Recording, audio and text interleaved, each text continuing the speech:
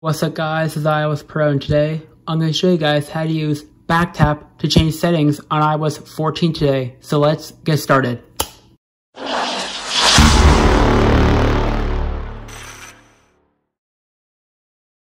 Okay, in order to use back tap to change settings on iOS 14 is, first thing guys need to do is add two series shortcuts here. First one is low power mode on, then I'll just call this one low power for now. The second one is for low power mode off. Then I'll call this one low power off for now. And after those two shortcuts are now created, we go back to the double tap here, scroll down. You'll notice two new options for shortcuts. Set double tap for on, set triple tap for off.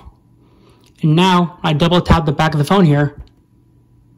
You guys see low power mode turned on. When I triple tap it, low power mode turned off, just like that. I'll do it again. Low power mode is now on. Low power mode is now off, just like that. This will also work for the invert colors as well. So we go to apps, and now go to settings. You can set it to classic invert. So I'm going to set the first one to on.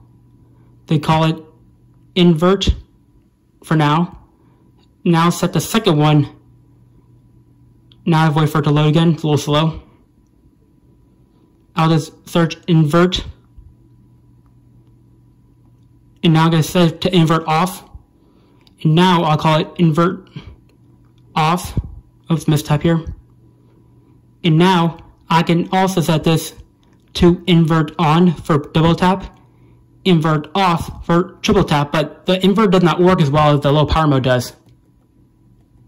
Oh yeah, there it goes, see? I double tapped it for invert on, triple tapped it for invert off, just like that. I'll do it again.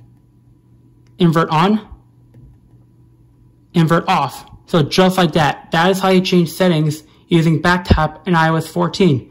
So that's pretty much it for this video. If you liked the video, give it a thumbs up.